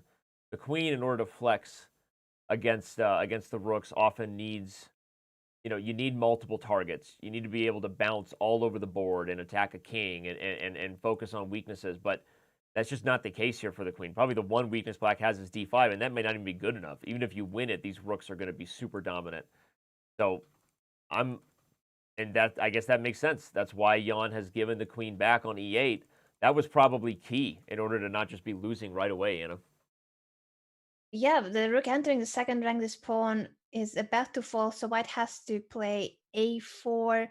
But then again, it's equal material, symmetrical pawn structure, but black's rook is way more active than the white rook. And as you already explained, the central pawns matter too, that it is the d4 pawn that is on the wrong color, so to say. It is limiting the activity of the white bishop, while the f8 bishop has a free diagonal and no weakness. The d5 pawn cannot be attacked. Yeah, man. I mean, this is going to be a tough endgame to hold. It's, right now only a little bit better for black, but from a practical perspective, black is already playing for 2 results here. Going to be really hard to lose. You're currently already on the second rank. if the bishop was able to put it, the one thing white has going here, Anna, is this bishop is on f8 is not ideal, right? If the bishop is already on b6 or even on the g7 diagonal hitting d4, much harder. But the fact that you're not ideal there, now white kicks the rook. Maybe white tries to challenge the file or move the bishop and use the c file. Yep, he does it. So I think that that's going to really help white hold that black's timing was just not quite ideal to really have great winning chances. Yes, I agree with you there. And after rook b2, if rook c3, then bishop b4, does that lead to something Probably a big no, concrete? bishop b4, rook's Oh no, bishop b4 is a bad move because of rook c8 check. Okay, I can also make mistakes here for black. From this nice position, have to turn it into a bad one. A losing one, actually. That would lose a piece after bishop f8, bishop 4. right. Just Then showing that. instead of bishop b4, let's find something better for black. Bishop to d6. I think bishop d6 looks good. That was what you were about to say, right? Bishop d6. And one kind of key point is white can't even like try to flip from the defensive to the aggressive with something like check and rook d8 because black gets here in time.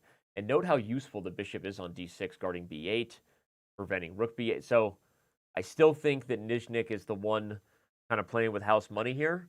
I expect bishop d6 followed by kind of activating the king to be the approach. Note that Jan is, in a tough spot here. He can't get the king back off the first rank. Bishop is stuck on e1. He is in a better mood though, it seems, smiling. We saw chat observing his bad mood, but seems to be okay. Nizhnik is apparently a little hungry for some t-shirt. Whoa. Well, snacks are important in chess. They are I'm telling you important. guys, chocolate especially. This is an exciting one, but I think we need to back up because we've got some bigger fireworks happening over here in Ray Robson's game. Absolutely. What is this position of the f5 on move 14? Or if we go back to Let's black back pushing up and h5. head over to Ray Robson's game. Yeah, this is gonna be a really aggressive attack. Yeah. Both kings still in the middle of the board, and white is opening up the position with f5. Yeah, totally crazy position here. We kind of said that this, when this structure got weird, we were like, white's going to be looking for aggressive stuff. The d pawn is strong and makes d3 weak, but is this going to be enough to compensate for the pressure that white has? But as we see, the position is still super spicy. Let's see what happened here, right? We left it at this position after f4 and then knight f3, Anna. Bishop c5, knight d2. White is preparing to play on the king side, now with h3. And black just ignores it. Rather than looking for moves like h5 to slow things down, he ignores it. And white starts coming with the pawns.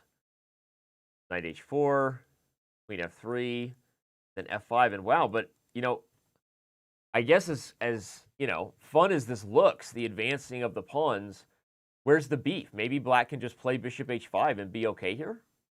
Oh, whoa. Yeah, that is the question, whether bishop h5 was possible, or was there something wrong with the h5 pin? And knight f5. All right. That is another very direct question. Who is pinned now over the h-file? Ever ideas with a discovered attack, but this h1 rook will be hanging if knight takes f5 or knight takes g6. Yeah, this is... And by the way, to Grandmaster Hikaru Nakamura, who is here with us in the chat, he was the hero of yesterday's match for the Marshals, single-handedly taking down 3 of the Roosters, including Maxim Vachilagrov, to qualify his team onto the next stage of the playoffs of the Coaches League against the Eagles. We are witnessing... Oh my, what is going on? We might be witnessing a brilliancy on the board here by Ray Robson. This is... So he goes for this line that, again, optically, when we first came back, I think we were a little biased toward what went wrong here for black? This looks like a super aggressive attack, but in the end, Ray had a pretty good feel for the fact that white would be overextended instead, and doesn't even go for bishop f5, but points out the pin on the knight with knight takes f5, and the whole key is that if the queen takes, I just win I win the knight here. So you're not up a piece, and maybe that's just bad for white because then d3 is weak and there's no attack. So knight d6 is played, but Ray instantly sacrifices the queen and plays knight takes d3 check, and is actually just completely winning on the board now.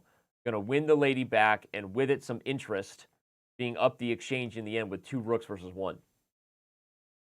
This is a very impressive tactical variation. Hikaru saying in the chat that Pankratov blundered earlier.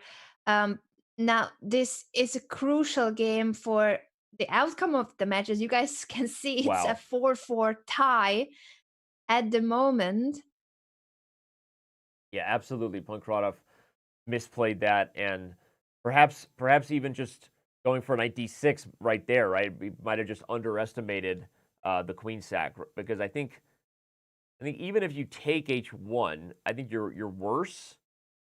d3 is weak, but there is this move check here, and I don't know. I mean, is it so clear? I don't know. It's kind of crazy. Maybe Black still has kind of a wild attack with queen h4, but either way, a lot to this game, and Ray gets a ton of credit for he played queen takes d6 so fast, Anna. He clearly had already looked at this, and he knew that he was going to win the queen back, and now he's just up the exchange and going to make this look easy. Big win coming for the Caterpillar. Who myth is spicy. That's Absolutely, absolutely. And I'm also keeping an eye on the other board one clash that we were observing. That's Nepomniachtchi against Ilya Nyezhnyk. It does seem to be a balanced endgame from how the position was earlier. They have simplified the position. A couple of Yep. trades have happened. Yeah, Ray's going to convert on that. Wow, what a game! What a nice queen sack there. This game doesn't look like it's really improved many winning chances for either side. I think looking closer to equality. Shouldn't be surprised. Look at the scoreboard. If you're just tuning in, we are in a deadlock, very, very close match here today. 4-4 with 1 point for every player in the match. So stick with us. This should be a down to the wire finish today. After rook b1 check, if the king goes to c2 or e2, the rook b2, this could lead to a repetition of moves Yeah. after king d1, rook b1 check. And Nyezhnyk might say, you know what? I'd be okay with that. I'll take a draw as Black here against the candidate playing here in March. The candidate gets underway, so probably he would say that was his job coming in, is don't lose to Jan Nepomniachtchi even if you can't get a win. Especially when Ray Robson is about to beat the board 2 for Russia on the other side. I think we're gonna see peace here. Mm-hmm. This is likely to be a draw unless Nepomniachtchi finds a way to keep the game going. I'm guessing he would love to. He has more time and he's the higher rated player, but the position sometimes just says all you have is a draw. Yep. The reason why, everybody, is there's a threat here. Bishop to b4 takes advantage of the pin. Obviously, in the last position with the king being checked, coming to c1 doesn't really help. If you walk up to c3, eventually you run into b4 check and just lose. So what's the point in going forward? Might as well just come back to e2. So again, there's just not a lot to play for here, which is why this game, as predicted, is going to end peacefully. And not a lot of fireworks there, unlike the board that we see where Ray Robson, wow, bishop f4, this game is over. We might be catching the final moments, to be honest, because I think Pankratov could just be resigning on bishop f4. No, he doesn't. He's going to allow the discovered check first. Well, Rookie I don't to know, rook 'cause he's into that. g3 wins. Maybe now he's going to resign. Yeah, indeed. It is. So, It is the moment. Ray Robson wins a crucial game Yep. and gives the advantage now, once again in this match, to the Chicago win. But there are 2 more games on the way. Shall we head to Chimanov's position against Savchenko? read my mind. I'm already there because it definitely looked the most interesting. Somehow the king is on h6, and we still haven't developed the queen side. Not looking like a good round right now for the Wizards. They're currently down by 1. Scoreboard will be updated momentarily, and it looks like they might be going down by 2. A 5-minute time advantage for Shimanov and a completely winning position. This is what he did in the first round too. He took down Nepomniachtchi, but then something went wrong in Right. round 2. So apparently he likes playing white. Apparently having white Maybe. is a big advantage. Who knew? Could be the case. But yes, it's a huge time advantage and a great position. So it would be difficult to imagine that Shimanov does not convert this into a full point.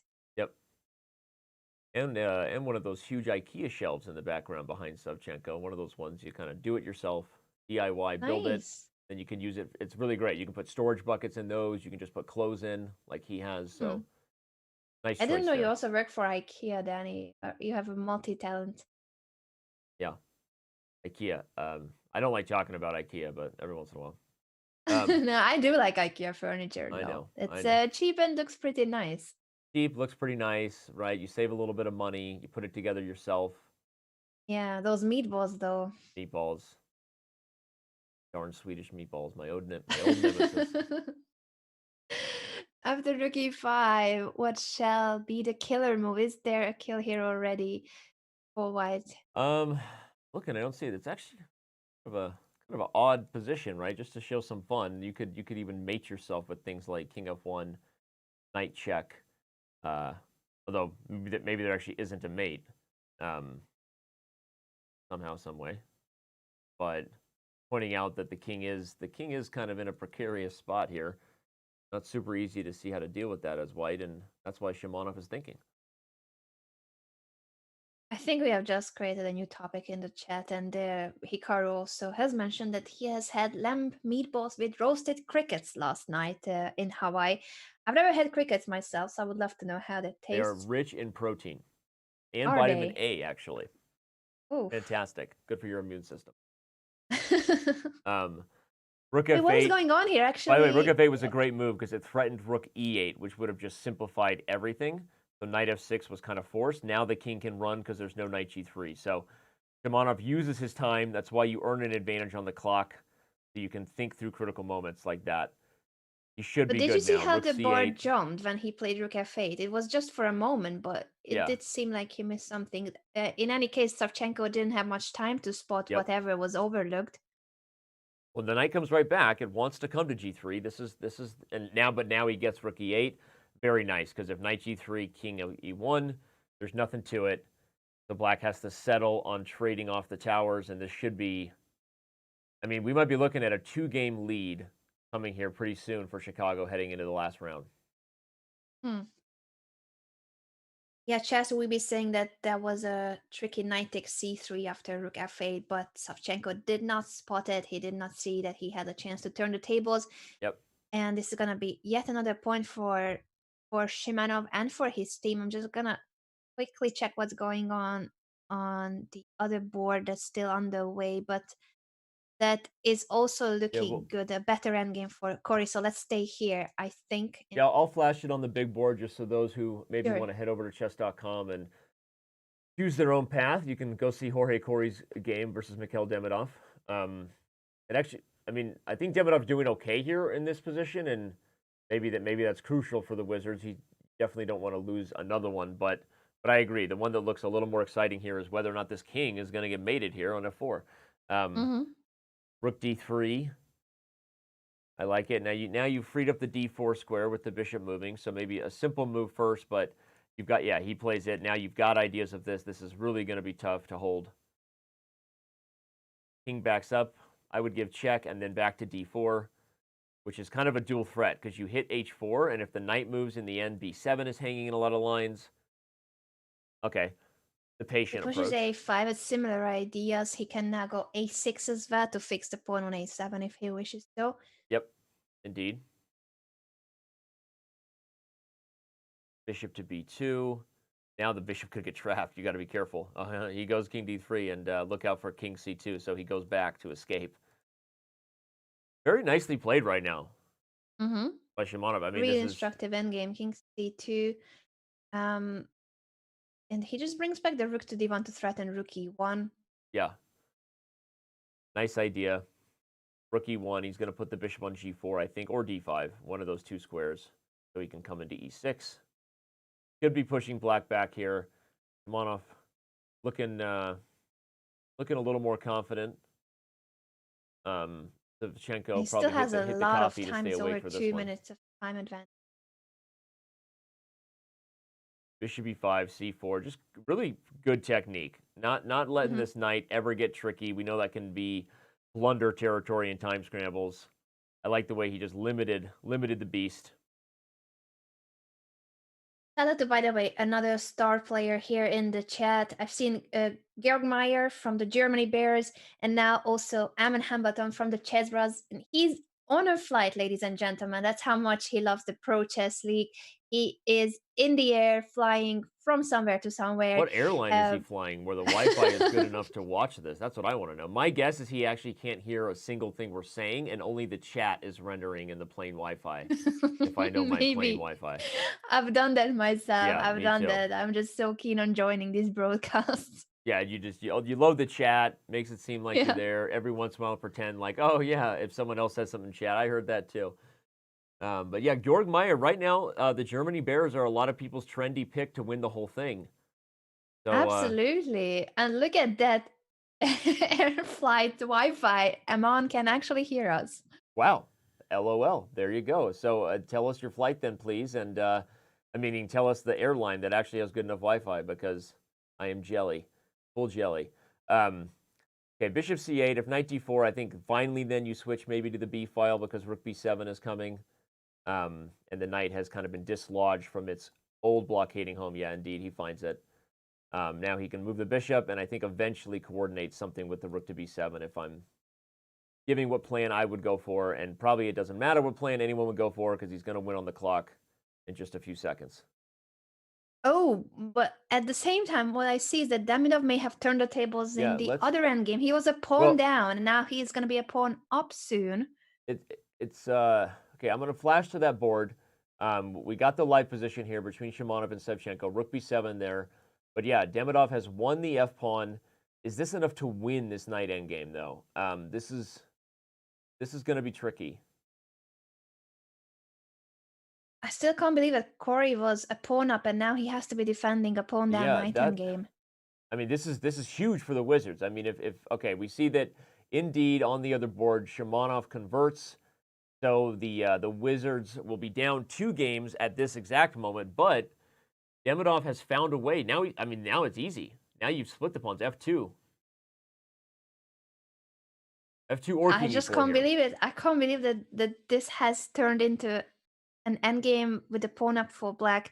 We can show you guys later what was the position earlier, because Jorge Corey was playing for a win, but he must have missed something. He must have overlooked something, because this is now resignation time. Yeah. The Chicago win could have been leading with 3 points, but now thanks to Demidov's turning the tables, it's going to be still a close match. Well, it's huge, right? I mean, that this win by Demidov saves Russia's chances to move on here in the playoffs. I mean, not to say it's impossible, but 3 games in the last round would have been nearly insurmountable, right? Of a deficit to overcome. Instead, it will only be 1 game. Let's back up real quick and just see what happened, because I think. Yes, for instance, on move 36, all that we see is that it's a minor piece endgame with an extra pawn for white. Wow. Difficult to imagine it's gonna be a pawn down. Right? He's up a pawn here, and instead. He pushes too hard, I guess. So nothing wrong so far. E5 is maybe already a little risky, because if you don't have a follow-up, then all you did was just move your pawn from a perfectly defended square to one that is not so perfectly defended. And this is one of those funny games where you're still up a pawn here as well. I mean, even on move 45, but you have to be careful, because even though you're up a pawn, you actually maybe have the biggest problem on the board, which is this G2 pawn. And the fact that this light square bishop has some targets here on f3 and h3. So it's not surprising that this one backfired in time scramble. So we'll just show the final moves here. Ultimately, G2 falls. And with it, a lot of things go with it. So, wow, huge win for Demidov. We are going to be in a tight match. Photo finish coming up, everybody. It is a 1-game lead for Chicago versus Russia. Don't go anywhere. Pro Chess League playoffs continue when we return.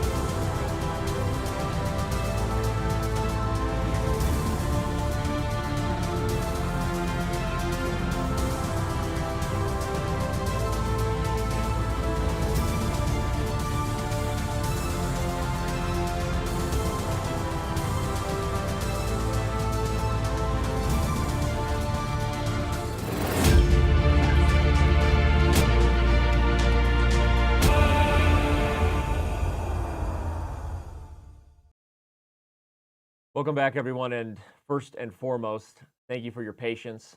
Obviously, the still about 6,000 of you with us have been wondering what's going on. What was the delay caused for? And why am I here to offer you a lengthy explanation? Well, at some point in the beginning of the last round, we were made aware that the pairings were wrong and that the players had been given the incorrect colors. At this time, both of the teams were complaining to us equally. Neither team was happy about this, and both were saying, rightfully so, that they had prepared for a different color. We considered the options, and at the time, everybody was notified that the round would continue and that the scores would count. Now, it's possible in hindsight everything should have been avoided, but at the time the games were going on and everybody was notified the scores would count, and everybody continued to play their games. After the round, Russia submitted an appeal of protest, obviously not happy, especially given that they finished that round down a point. We understand that. And they asked to replay the round. Chicago has refused to replay the round, understandably so from their side, because at the middle of the round, we did notify all the teams that the games would continue and that they would count. In discussing the situation and considering all the options, we have made the decision to count the last round. We saw all the games in full. The content was there. You just watched me and Anna do commentary. And despite the fact that Russia ended that round down a point, we ultimately believe that because both teams were complaining equally and both teams were notified at the same time that the scores would count and that the games continued, that in the end, the best course of action is for us to maintain the results from the last round and to move forward. We're going to start the last round, and we've notified the teams that they will stay down a point, being Russia, and that Chicago will be up a point heading into the last round. And Anna, on that note, we are going to start the fourth round. Your thoughts on what went down there? Obviously, it was a mistake from our side not to abort the games. Perhaps that would have been the right call. But once all the players were notified that the games will be counted, Yeah. you can't really step back from that. And now there is no point to appeal something which was equally affecting everybody. Right. So this is the I tend to current agree. result. Sorry, go ahead. Yeah, I was I just think we gonna say probably that. should have aborted the games, and we're not here to pretend that we don't make mistakes. I think we should have aborted the games. At the time, however, as we said, the positions were still equal. The prep was equal.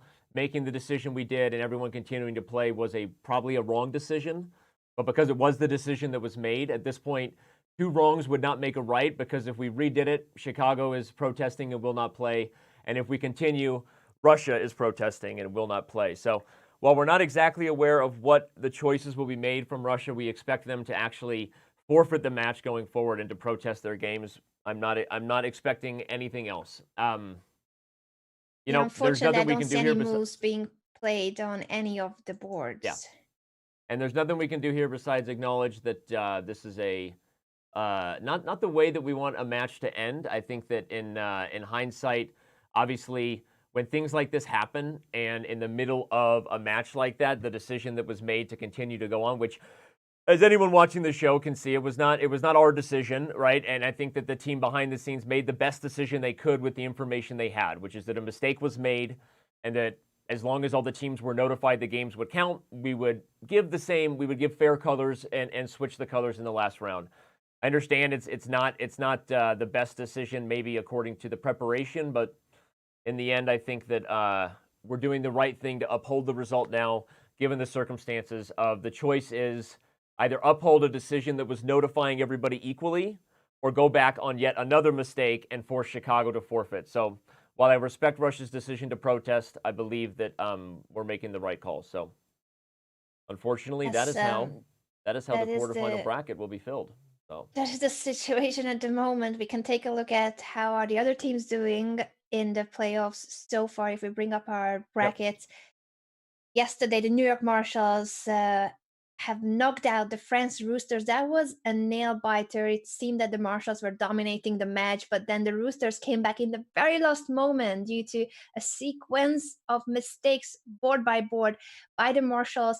It ended up being a one-man fight, Hikaru Nakamura having to take down three of the Frenchmen to eventually qualify his team for that match against the Eagles in the quarterfinals. And today's match between the Wind and the Wizards is about who's going to face the Chess Bros in the quarterfinals, while the other two matches are the Pandas versus the Bears and the Archbishops against the Yogis. Yep, and we obviously are not happy with how the quarterfinals are going to be filled out at this point, expecting a Russian forfeit, and we definitely respect the frustration of the Russian team.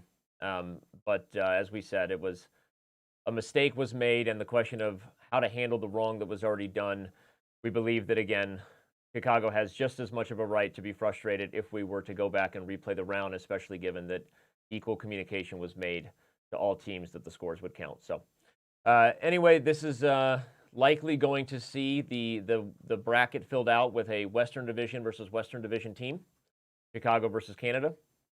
And I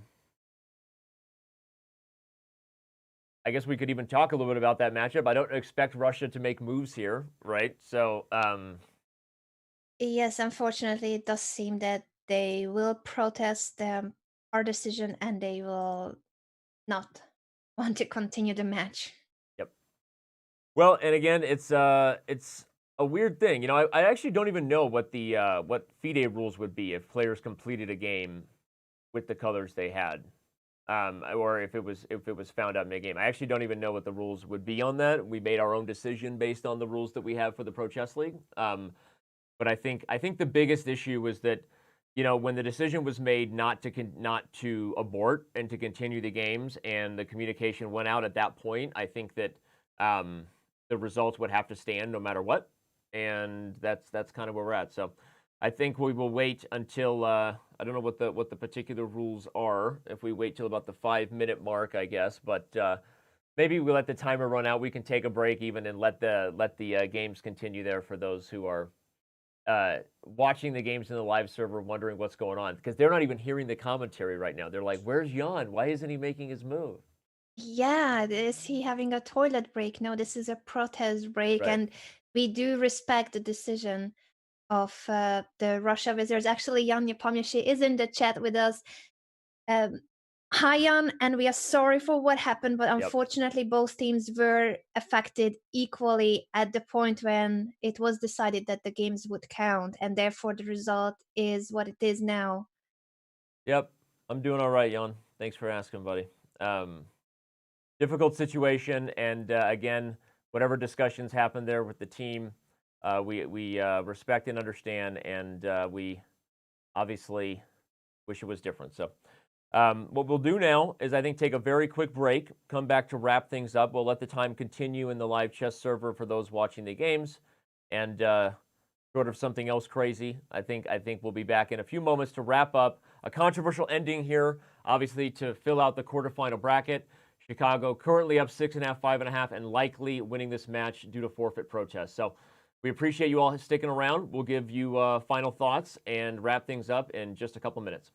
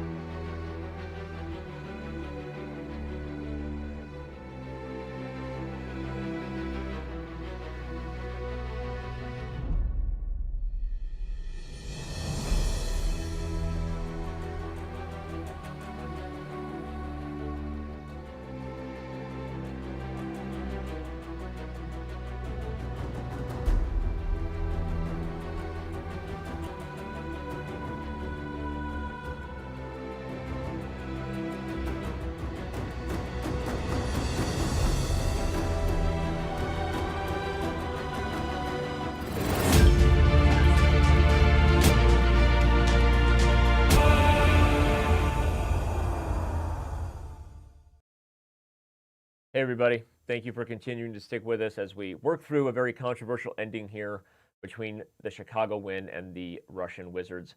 We still have some Guess the Move prizes to give, though.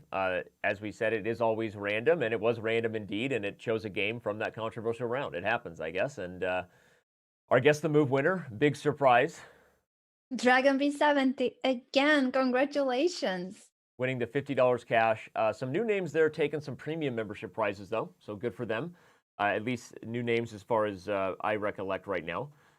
Dragon B70 wins the cash prize. Again, even when it's controversial, apparently there's still an opportunity to play Guess the Moves in the games.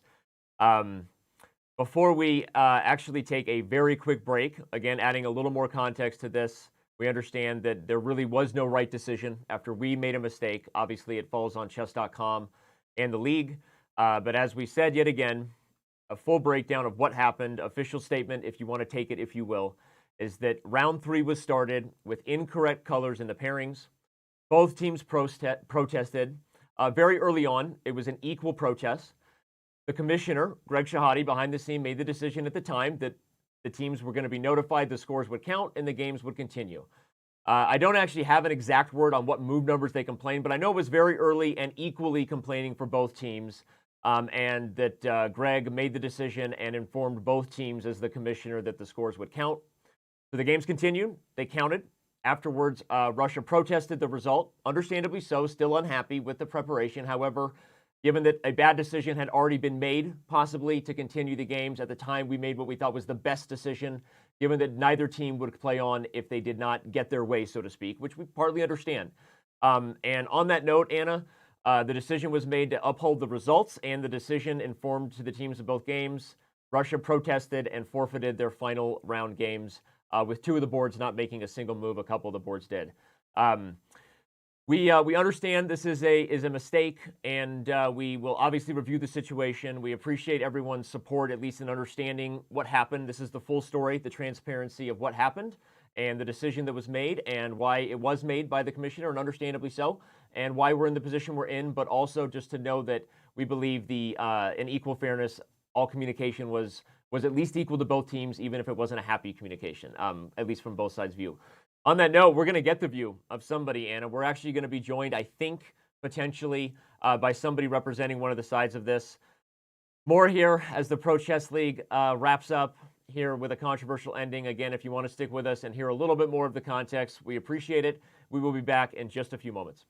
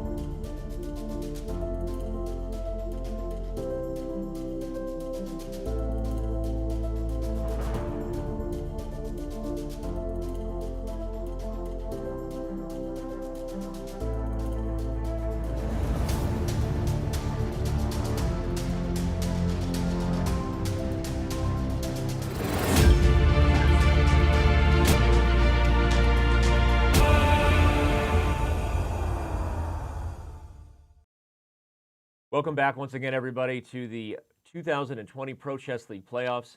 If you're just tuning in, a controversial ending to today's match between the Chicago Win and the Russian Wizards. Before I even go into talking about it a little bit more, I think most of you have heard the Pro Chess League version of the story. We have with us Eric Rosen, international master, well-known streamer and chess educator, but also the manager of the Chicago Win. I don't know if a lot of people knew that about you, but now they do. I think some people know, some people don't know, but now everyone knows. Eric, I'm gonna give you the floor and take us through what happened here from your perspective, if you would, and your team's position about the communication you were given from the league and kind of the decision you guys went with there. Yeah, well, first of all, I was not expecting to stream today, or not expecting to have all this drama today. I was thinking about streaming, but I'm glad I didn't, given the drama. I'm used to looking like an idiot on camera. You should not go into that brand, okay? It's even more difficult when don't be my on dog is camera trying when to jump in my lap. things get messy. That's my job. Go ahead. Yeah. Anyway, yeah, there was some I guess malfunction going into round 3, that the colors got swapped, and I wasn't aware of it until kind of midway through the round. And there was some I guess some notification in the private Zoom call that the games would continue and the results would stand. And then I know afterwards, when we won that round, there was some discussion that things should have been handled differently, and there was discussion between other team's manager, myself, my team, and it is an unfortunate situation, and I mean there are a lot of things that could be done in hindsight, but yeah, it's I mean in terms of being a manager for my team, I had to just go with what the players wanted to do, and they just wanted to finish the match and then play the last round with the reverse colors. Makes sense. There was obviously a time in the middle of the round where you guys became aware of the fact that colors weren't off. I know you guys work hard in terms of your preparation, all that stuff. Was there, what was the feeling there when the decision was made to continue the round at the time? Was it kind of just what you had to go with? What were the thoughts on preparation? Was it changing your strategy as a manager in terms of what was going to happen in the 4th round because of that? Take us through your thoughts and kind of feelings there. Yeah, I think preparation, of course, is a huge factor. Like with all these Pro Chess League matches, you have days to prepare the openings. And I'm sure a lot of the players did their job beforehand preparing, and I think it affected everyone, and it could have very easily affected us negatively as well. And that's probably why, like the color issue should have been realized earlier, and the game should have probably stopped right as they started. Unfortunately, we can't go back in time. So yeah, like I don't know what a better solution could have been, given that the round had completed. And it didn't seem logical to replay the round, given that players, I mean, the round was incredibly hard fought and could have gone either way.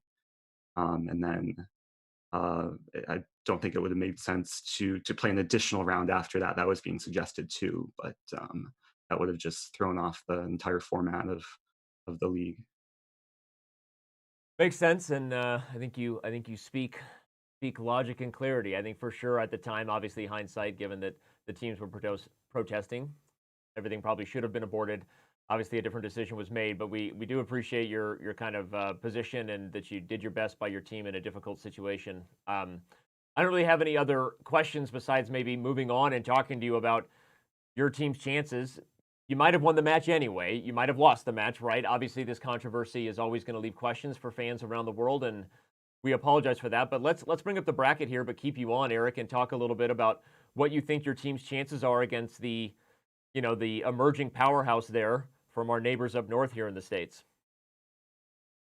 Yeah, Canada has definitely proven themselves this season, and we lost to them, I think, earlier in one of the regular season matches. So we're definitely looking for revenge.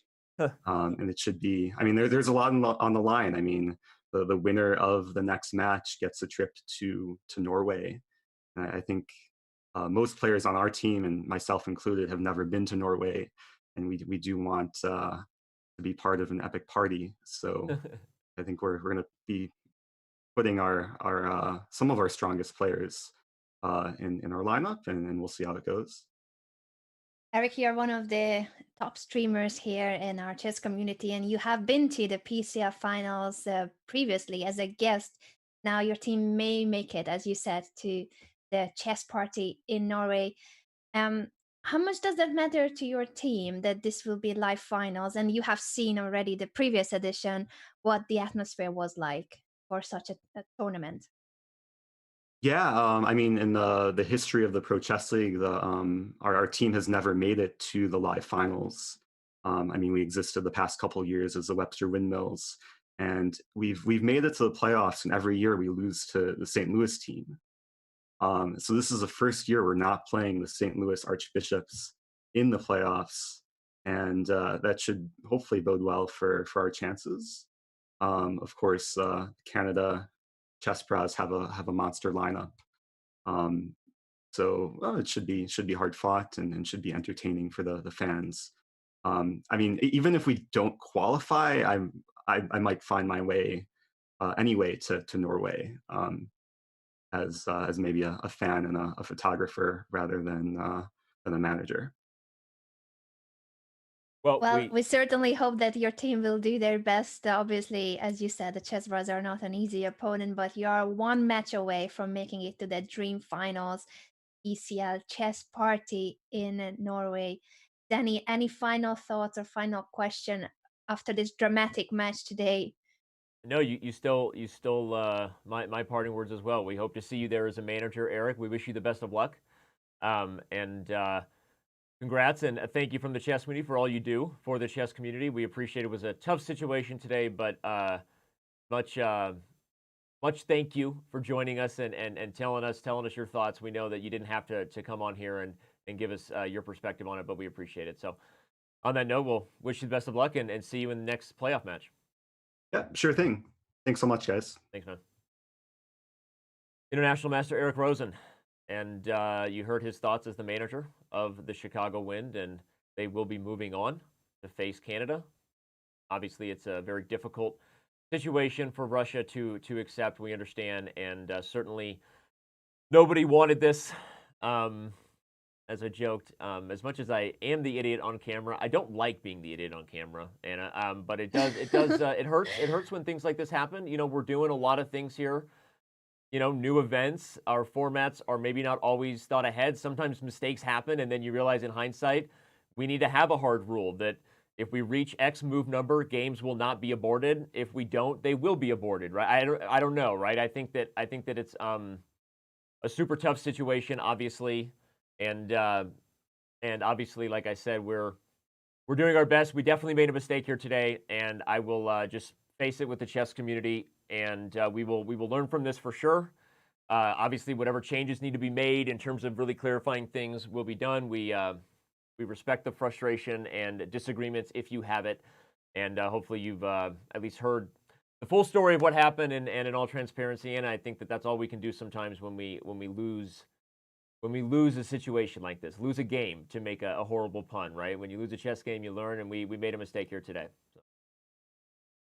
Made a mistake. We apologize for it. Both teams were affected equally. And once the decision was made that the games would not be aborted, the results had to be counted. So that was the situation, equally resulting in the same situation for both teams. So one team was happier about it than the other after the games concluded, but no one could know that midway through the games. Well, and again, we respect and understand that it was a tough spot for everybody. So thank you for staying with us and watching the league. Our first ever time a match has ended in forfeit protest, I think, in my time, I think. And we will obviously learn from this and see where the league goes from here. The quarterfinals are set, and we will have more Pro Chess League playoff action next week. So on behalf of my team here, working behind the scenes, my partner Anna Rudolph and everybody involved here to make these shows possible. We appreciate your support, and we'll see you next time on Chess TV.